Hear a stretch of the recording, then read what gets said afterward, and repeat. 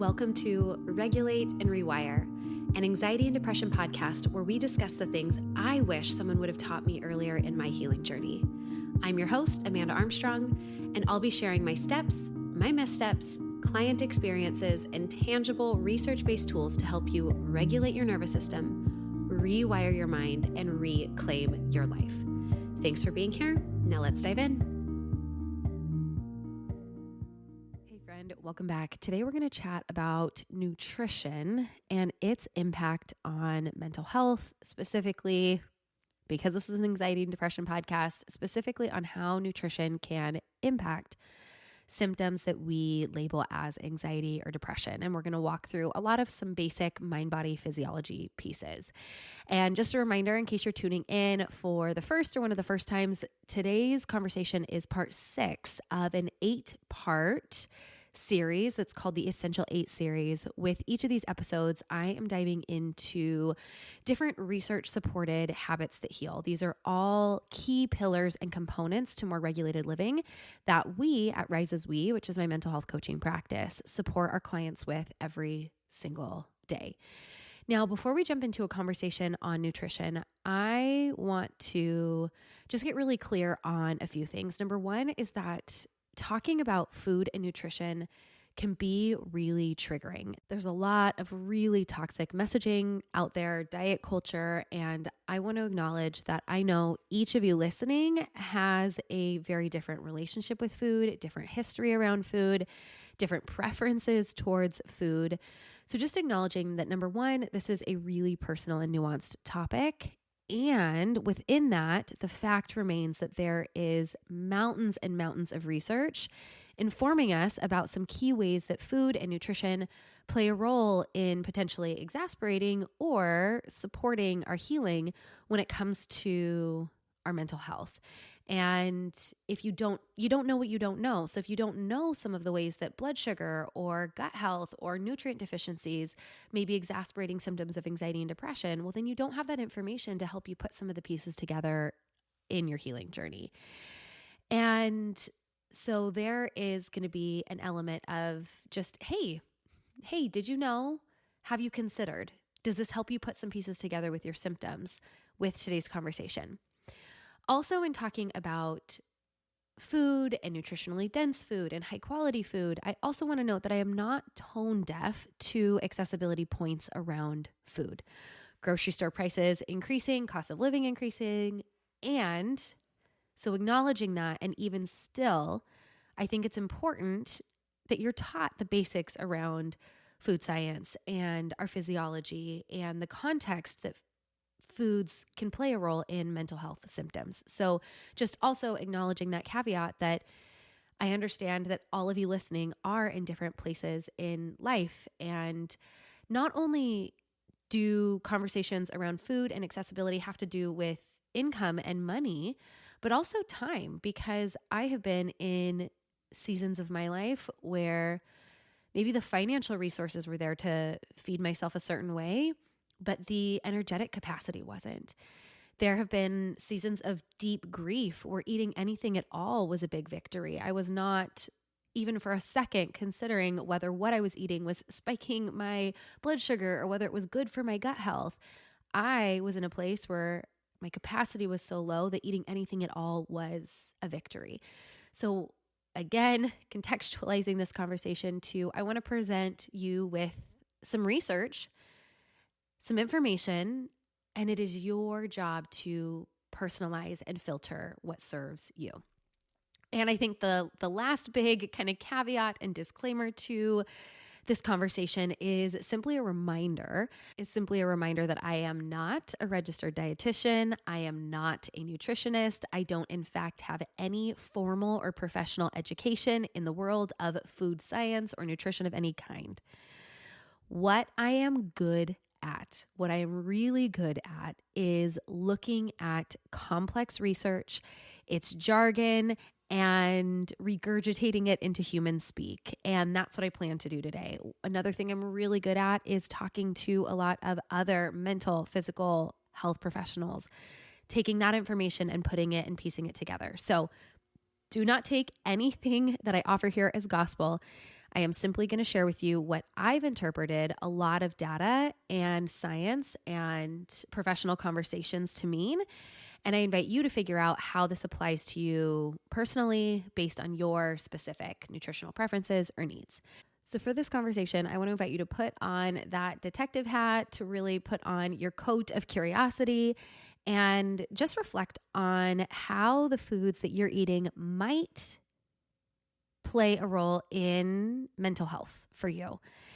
I really want you to treat today's episode kind of like you and I are just having a casual conversation. We're chatting and I look to you and I say like, hey friend, did you know that blood sugar regulation or a lack thereof has been linked to anxiety, depression, hormone imbalances?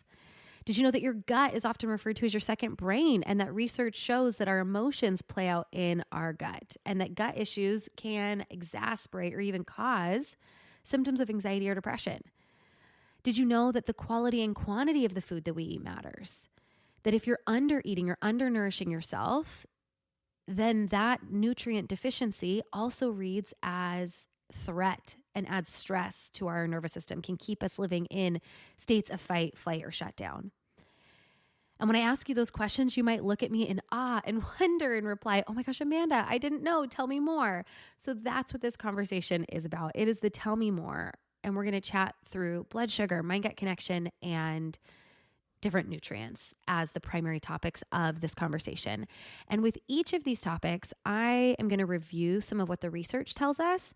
And then I want to turn towards more practical application. Like each of these conversations we've had, my goal primarily is to empower you, number one, to better understand aspects of your physiology and how it impacts your psychology, but then to invite you into the practical application of how can I take what I now know and do something different in my life in a helpful way, take a step towards more regulated living. Because I also think today's conversation might hold a couple aha moments that can help you piece together some of your seemingly unrelated symptoms, especially in regards to digestive issues and mental health issues, and to reflect on the fact that maybe your anxiety symptoms are due to childhood trauma, but it also might be, or at the very least, these symptoms may be exacerbated by skipping breakfast, over caffeinating, grabbing a granola bar, and sending yourself on this blood sugar roller coaster throughout the rest of the day. And that can be really insightful and impactful information. And some very, very small lifestyle shifts around food have been really impactful at measurably reducing certain anxiety and depression symptoms for the clients that we work with. And in order to give context for this greater conversation around nutrition, I want to offer just a quick, 3 or 4 minute lesson on basic nutrition concepts, because I didn't come from a home where these concepts were taught. I left my home at 18, not knowing much about food and how different foods impacted my body. I grew up in a typical 90s home where I think maybe my mom actually thought that Fruit by the Foots were healthy because they had fruit in them, and I would slam 4 of those without even thinking about it. And I don't even want to imagine the blood sugar spike that caused. But I walked away from the home that I grew up in, just not knowing much about how to nourish myself well. And in the last, few decades since, I've had to learn how to nourish myself through also different seasons of my life. I was a really competitive athlete for a long time. I have been pregnant. I've been depleted postpartum. I've been living more sedentary lifestyles, more active lifestyles, and also explored whether certain nutrient deficiencies or gut health issues after antibiotic use were increasing anxiety symptoms. So when it comes to just some basic things to know about food, food is made up of what we call macronutrients and micronutrients. So macronutrients are these nutrients that our body needs in large amounts to provide energy and support for our bodily functions. And the 3 main macronutrients that we talk about most often are carbohydrates, proteins, and fat. And sometimes we'll also talk about fiber in kind of its own necessary category here as well. But when I say the word macros or macronutrients, I'm talking about carbs, protein, and fat. And I want to be clear that our body needs all 3 of these macronutrients. So unless you have a specific medical need that makes one of these more or less helpful for you, I'm going to go ahead and say that any diet promoting being overly free or excessively consuming one of these macronutrients is typically problematic. And to give you a little bit more information, I want to break these down to talk about the function of this macronutrient and its common sources. So carbohydrates are here to primarily be a source of energy for the body, for our brain, for our body during physical activity. Carbohydrates turn into glucose, which is energy. So if you ask my son, like, why do we need carbs? He'll say fast energy. Carbs, fast energy. And common sources of carbohydrates are fruits, vegetables, grains like rice, wheat, oats, legumes. We're all fairly familiar, I think, with sources of carbohydrates. Then we have protein. And the primary function of protein is that proteins are essential for building and repairing tissues, making enzymes and hormones, and supporting our immune function. Again, if you ask my 4-year-old, like, why do we need protein? It makes my muscles big and strong. And the most plentiful sources for protein are things like meat, poultry, fish, eggs, dairy product, legumes. There are also other plant-based options for protein. And then we have fats. And the primary function of fats are to provide a concentrated source of energy. They support cell growth, they protect our organs, and they also help us absorb what are called fat-soluble vitamins. So those would be vitamins are part of the micronutrients. So things like vitamin A, D, E, and K, we need to have fat sources in our diet to absorb those vitamins from other foods. If you ask my 4-year-old, like, what is fat? It's slow energy. So we need our fast energy, our muscle builders, and our slow energy. And for a 4-year-old, that's what he needs to understand about macronutrients, but just that our body needs all of them to thrive. And sources of healthy fat options are oils, things like olive oil, avocado oil, avocados themselves, butter, nuts, seeds, fatty fish. And then we have this other category of nutrients, which are called micronutrients. So this includes vitamins and minerals that our body needs for proper functioning. There is plentiful research out there linking things like low vitamin D levels, low vitamin B levels, decreases in magnesium with increased symptoms of anxiety or depression. And I would love to do a whole future conversation around the importance of certain vitamins and micronutrients and ways that we can supplement that through different vitamin and mineral supplements to support mental health. But for today's conversation, I just want to illustrate the role that a particular micronutrient deficiency can play in nervous system dysregulation, in symptoms of anxiety and depression. And I'm borrowing this from Dr. Ashley DeLuna, who is a licensed naturopathic doctor, and she hosts her own podcast, Drop It Like It's Doc. And I've learned a number of things from her on her podcast. And in one of those recent episodes, she's talking about how if she was anxious, if she was somebody struggling with anxiety, she would really want to know if she had low iron, because what is helping your cells hold oxygen is iron, as well as some B vitamins. But she's talking about how iron is what's helping your cells hold oxygen, and that oxygen is going to your brain. And if your brain doesn't think that it has enough oxygen, that's really stressful. And if you want to test that out, just hold your breath for a minute and see if your brain freaks out, because it probably will.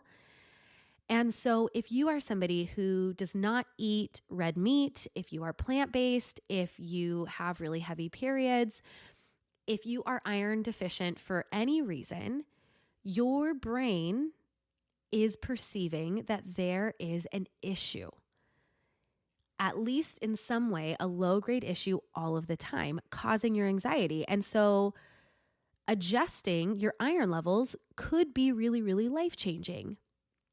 And so this is just one example of what I mean often when I say that our practice takes a physiology-first approach.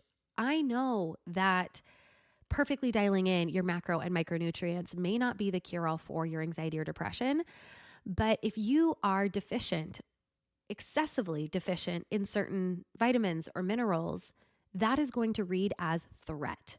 Remember that your nervous system is constantly scanning outside, inside, and in between and saying, am I safe? Am I safe? Am I safe? Is the world outside of me safe? Am I safe in my relationships? But it's also looking inward. Am I safe inside? Do I have the macro and the micronutrients that I need to perform functions? Or am I really deficient here or there? Am I not able to effectively carry oxygen on the cells to my brain? That is going to be stressful. And there's no amount of talk therapy in the world that is going to cure anxiety symptoms caused by some nutrient deficiencies. And so having proper support in blood testing or looking into this can be really, really helpful if you feel like you're hitting a dead end in trying to take a more cognitive or medication-based approach to managing your symptoms. And I'll talk a little bit later in this conversation around a program that we're developing inside my practice to meet this need, because far, far too often we have encouraged some of our clients to go get some of this testing done from their, normal family practitioner doctor, and they are told no. And that just for me is unacceptable, to have certain nutrient levels or hormone imbalances that research shows correlate with mental health. And these doctors would rather just write a prescription than offer this testing. And I know it's nuanced and it's personal, and sometimes one can be right over another. But I also don't think that people should be told no at getting more personal health data. So I'll talk about how we're going to provide a small solution to that in a little bit. But let's step into just a really quick recap before we dive into some of these more specific conversations. So overall, nutrition plays a critical role in the regulation and functioning of our nervous system. Food is the foundation to our cell health and the fuel to our brain and body's functioning. Stress load on our nervous system increases when you are calorically or nutritionally depleted, when you are consuming too many inflammatory or overprocessed foods, when you have major blood sugar spikes or dips. This all can negatively impact our gut health, which plays a major role in our mental and immune health, which we'll talk more about in a minute. And there is a clearly established bidirectional connection via the vagus nerve from our brain and our gut. So let's start there. Let's start by talking about our mind-gut connection, what it is and why it matters. Because when we talk about how foods can significantly impact our mental health, a major part of that conversation needs to be put here with understanding the mind-gut connection, because up to 80% of your immune system is in your gut. 90% of the serotonin in your body is made up in the gut lining, not the brain. 50% of your dopamine is made in the gut lining, again, not your brain. There's a major correlation between mental health diagnoses and gut dysfunction. So what is the mind-gut connection? And to answer this question, I want to jump and read to you a little excerpt from a Harvard Health article that reads, "There is an anatomical and physiological two-way communication between the gut and the brain via the vagus nerve. The gut-brain axis offers us a greater understanding of the connection between diet and disease, including anxiety and depression." Now, let's take a minute and maybe pull back from some of that medical jargon. And I want you to take a quick minute to think about if or when you've ever heard these phrases to describe feelings like, I just had a gut instinct. I had butterflies in my stomach when I was nervous. I had this gut-wrenching experience. And we know that terminology like this has been around since we have record of human speaking. There are early philosophers who refer to the gut as a second brain, and modern research shows us that emotions that we feel in our mind and our body play out in our gut. And when I am talking about your quote gut, I'm mostly referring to your intestines, but your gut could also include your stomach, the intestines, colon. But what can be helpful to know is that inside your intestines, you have something called your gut flora. And essentially, this is healthy bacteria colonies that we need for those things that we just talked about, your immune system, serotonin production, dopamine, that all happens there. Food digestion, proper excretion of those, especially those micronutrients from the food that you are eating. And your gut plays a huge role, not only in your digestion, but also in a lot of different functions for your overall well-being. So referencing back that Harvard Health article, our brain and our gut are talking to each other. all day long via the vagus nerve. And this is another place where all of these essential 8 concepts all work together for your benefit. Because when you improve vagal tone, this communication highway becomes more efficient and more accurate. And what we see is that when people have a lot of distressing thoughts, so they're feeling a lot of distress in their mind, when they have a lot of these big emotions, it sends a signal of stress to your gut and it disrupts your digestive function. So when you are experiencing a lot of stress in your mind, your vagus nerve says, ooh, activate your fight or flight. This changes the way that your digestion works. It changes the way that you're absorbing different nutrient levels. It also could be helpful to note that there are certain antidepressants, specifically SSRIs or SNRIs. And so what studies are showing is that these medications can reduce the diversity of gut bacteria. And this can be helpful information. What I'm not saying is don't take SSRIs ever because it's going to mess with your gut health. I'm saying, hey, be really deliberate, be really intentional, make an informed decision before you get on SSRIs because it can also have negative implications for your gut flora, which can exacerbate mental health symptoms. And so if you're still going to make that choice, know that this might be a side effect of that. And can you take extra consideration, extra care, extra steps to promote healthy gut flora in spite of taking these medications to the best of your ability? Can you balance out that equation better? That is what true and informed consent is. That is what navigating your health with agency looks like, is when you have all of these pieces and this information. And so I feel like this is becoming more well-known, this mind-gut connection topic, but I'm still shocked how many clients we work with who have never been told that their IBS or digestive issues and their anxiety are likely linked. And because I do really want to talk about other things, I'm not going to go down too much of the rabbit hole anymore on mind-gut connection.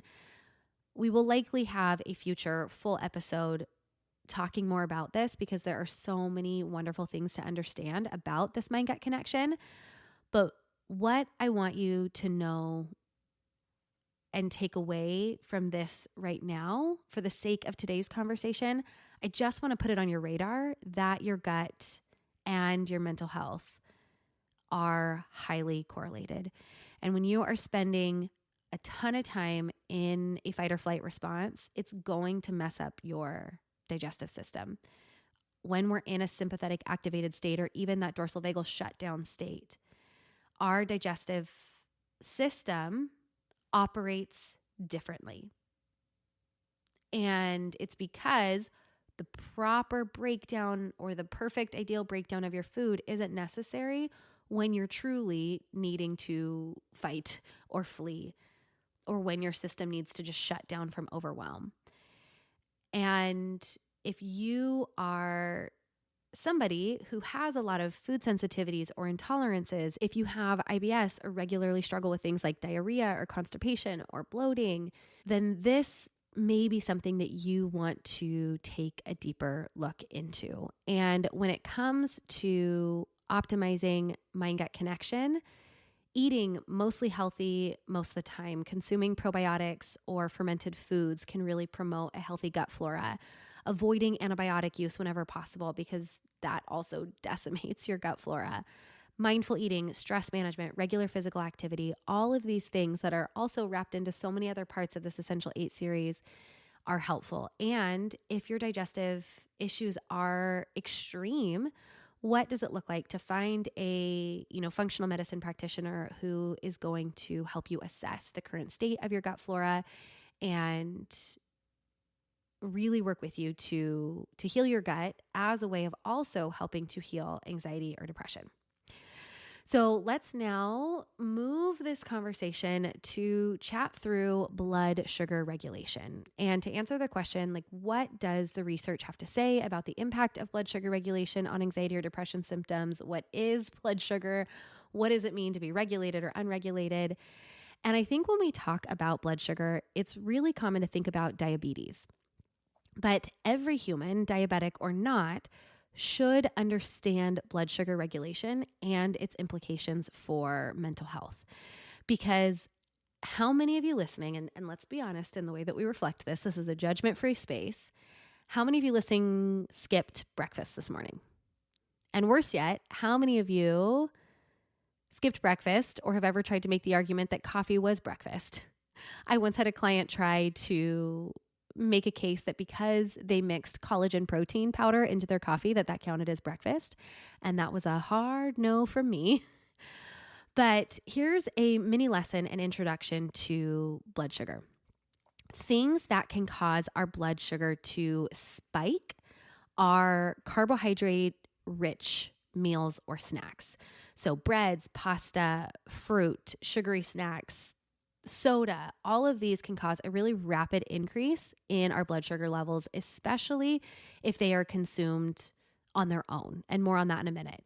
And I want to be really clear. I'm not saying don't eat these foods. I'm not saying these foods are bad. I am simply saying it could be really helpful to balance them out with some of those other macronutrients. Again, more on that in a minute. And to illustrate just how impactful blood sugar regulation is on our mental health, specifically anxiety and depression, I want to share with you some findings from the research because it is really well documented in research that diabetic individuals, again, diabetic individuals simply representing a population that has uncontrolled blood sugars, typically illustrated by these frequent bouts of hyperglycemia or high blood sugar levels, and then oftentimes drop-offs in blood sugar. These individuals are twice as likely to have depression as individuals without diabetes. Approximately 25% of diabetics are diagnosed with depression and nearly 20% experience anxiety. Other research shows us that uncontrolled blood sugar has been shown to increase risks of mood disorders in both diabetic and non-diabetic populations. A 2017 study showed a positive association between increased sugar consumption and common mental health disorders, things like anxiety or depression, in otherwise healthy populations. We also see that dips in our blood glucose, or what's called hypoglycemic events, can trigger feelings of anxiety or other mood disruptions. And so when we're talking about blood sugar regulation, we're not just talking about spikes in blood sugar, we're also talking about drops in blood sugar.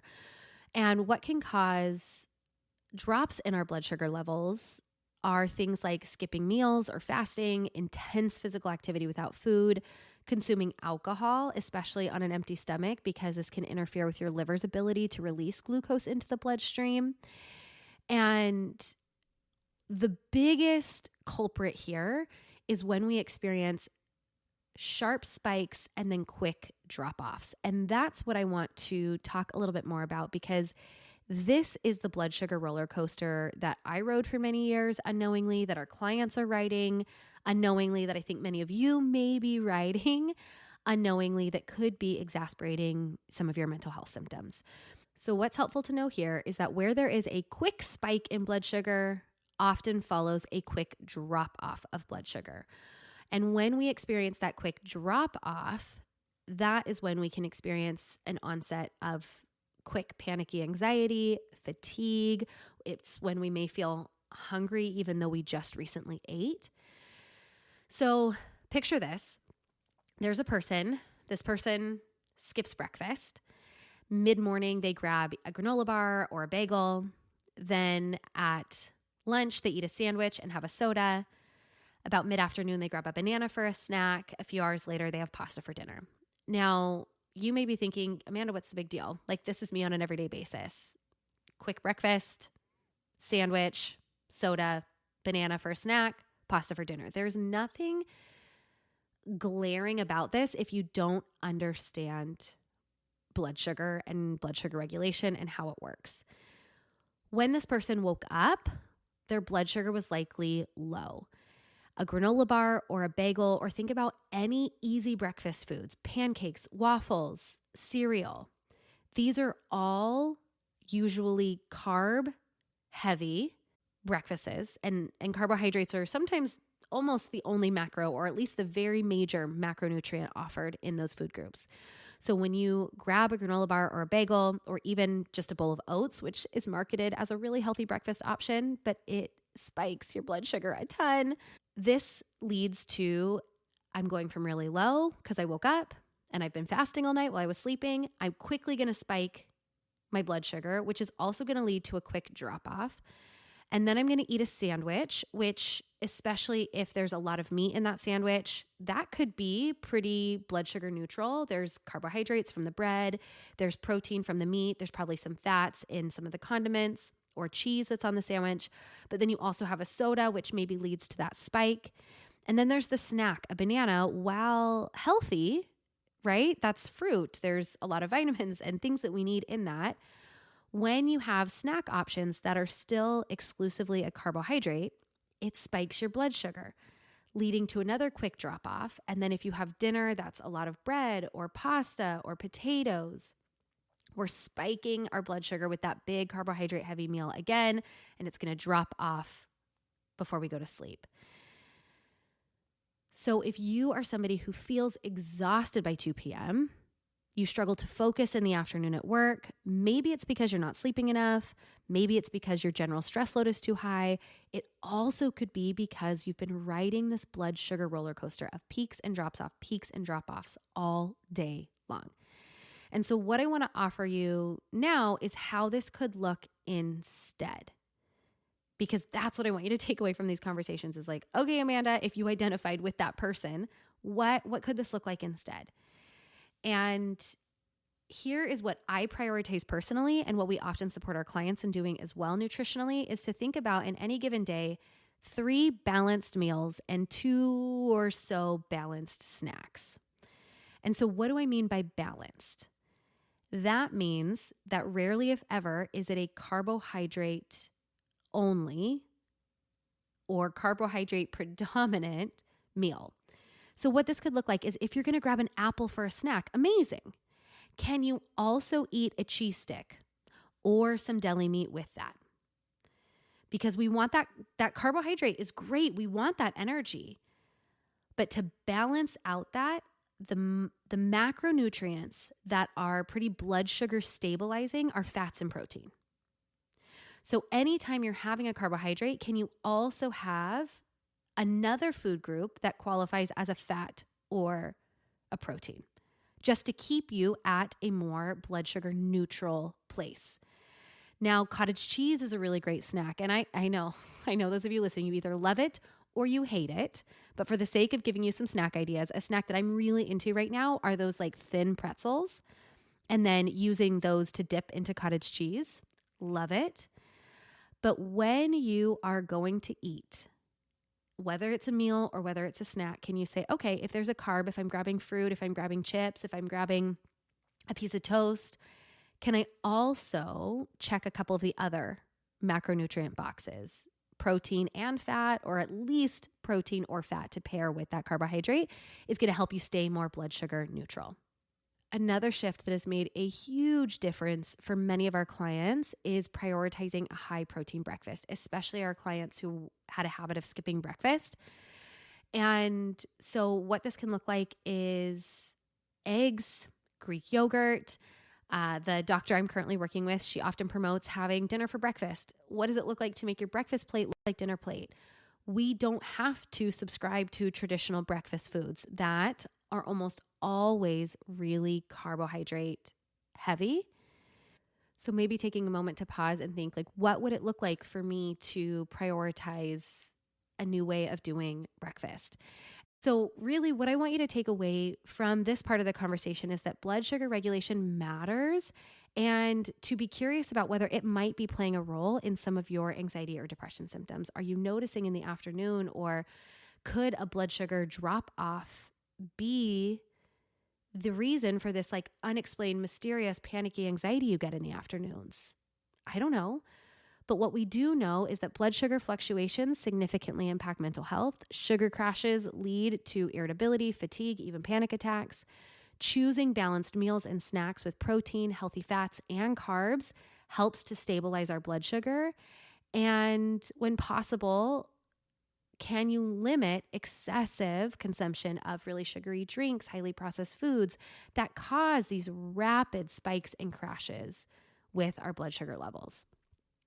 And the heart that's really fueling this conversation, at least for me today, is that I can't tell you how often we talk to people in our practice who say something like, I've never considered the role that my breakfast was playing in my anxiety. And my reply to that is always like, of course you didn't, because mainstream support options aren't asking these questions. We've had certain clients notice considerable decreases in anxiety or depression symptoms by simply changing their breakfast habits, snacking in a more balanced way, working on improving their gut health by introducing a probiotic or fermented foods, by decreasing inflammatory foods. We have other clients who have pressed their doctors and gotten these micronutrient levels tested to discover that they were wildly low in iron or vitamin D or B. And when they supplemented appropriately, they saw a considerable decrease in their symptoms.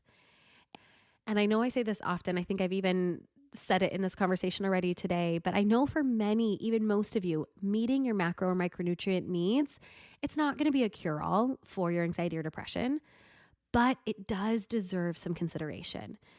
If you are deficient in some way, if you are under-consuming in helpful ways or over-consuming in unhelpful ways, then you should expect symptoms.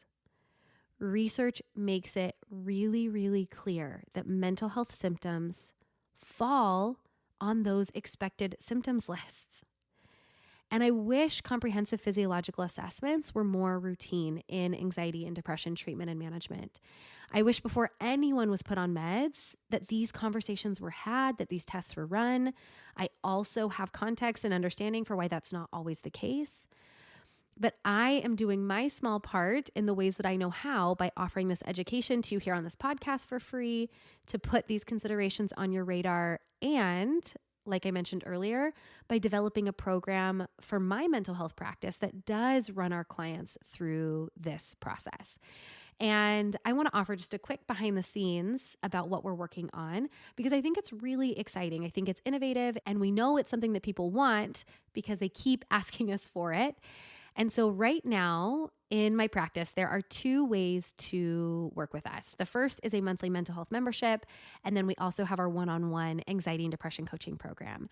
But this other program that we're developing is a program that I feel really, really fills the gap that I see in mainstream mental health support, which is an easy and streamlined way to make sense of your symptoms by assessing your physiology first. And we're going to support clients in doing this through personalized blood work and a detailed lifestyle audit. Because I cannot tell you how many times, again, one of our clients has requested this lab work and been told no by their general doctors. And so this is our way of taking matters into our own hands. And I am co-developing this program with a friend of mine who is a nurse practitioner, also specializes in hormone health. She's a certified health coach through the Institute for Integrative Nutrition. And we will also be consulting a number of other practitioners who specialize in these things to serve anybody who's looking to take a more whole human approach to healing. And we're developing this program because, again, reiterating, there's no amount of talk therapy that can alleviate anxiety symptoms that stem from a lack of sleep or a hormone imbalance. There's no pill that can heal depression that originates from adrenal fatigue or a nutrient deficiency. And too often, doctors prescribe medications without running thorough blood tests, and therapists focus on trauma before considering underlying health or lifestyle concerns. And our hope with this program too is that this empowers other clinicians, that especially this empowers other therapists. One of the things that many of my therapist friends have expressed frustration with is that there is a lack of any education around the physiological contributors to the symptoms that clients seek them out for. And so what we're hoping is that this program can become the physiology arm to the work that so many of you incredible therapists are doing in the psychology world. If you're working with clients and there just seems to be some sticky symptoms, and you are talking through and navigating some of the same things, and it comes up. Hey, maybe there's a gut issue, or hey, have you had your micronutrient levels tested? Have you had blood work done, comprehensive blood work done recently? What are the different lifestyle habits? I'm not asking you to go get more education. Your client and your caseload is already probably too heavy, but can you have a go-to place to say, hey, I know this program that helps you look at the physiological contributors, that helps you really pop the hood to see what's going on the inside that could be adding stress load to your nervous system, that could be contributing to. And by working on that physiology piece, that creates more capacity in their system to do the deeper work that you're there to guide them, that deeper healing, that repatterning, that rewiring. And so what we're really excited about with this program is that it is a way to say goodbye to cookie cutter healthcare. It's a way to help you take control of your own healing journey. It's a way for you to work collaboratively with a practitioner to create a strategic, data-driven, and really personalized path to healing.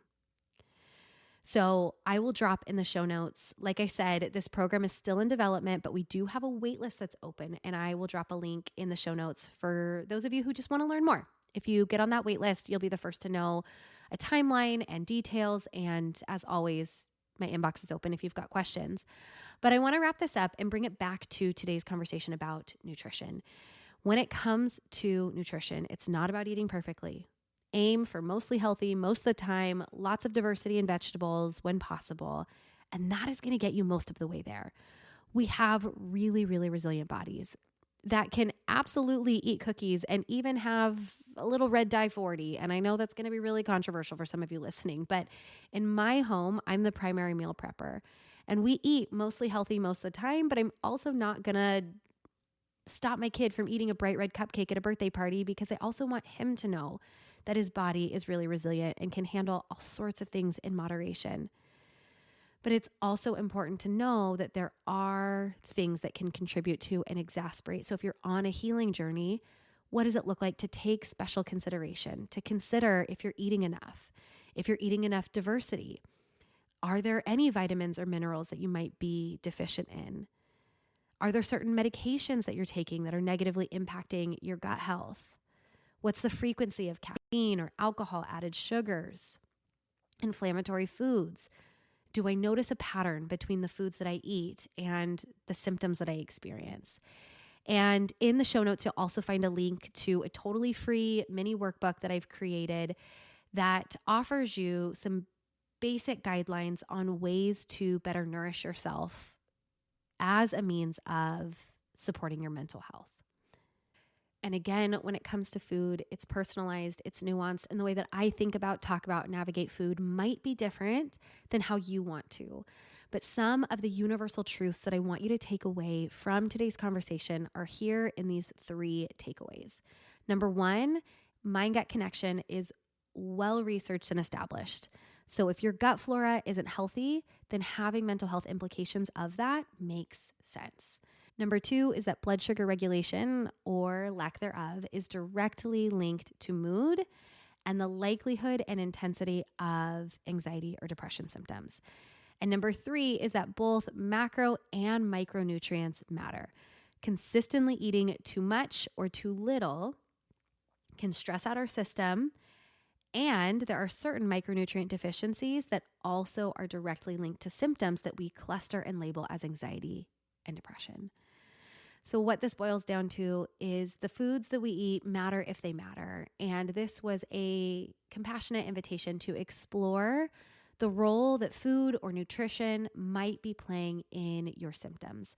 And just a reminder that what you'll find in the show notes is a totally free mini workbook that offers a little extra guidance around navigating nutrition for your mental health, and a link for those of you who are interested in this program that we're developing to help you really pop the hood and see if or what underlying physiological conditions that we can get from blood testing or taking a deeper look at your gut health, as well as what we can learn from a really detailed lifestyle audit, looking at habits that hurt versus habits that heal and how that can support your overall journey towards healing.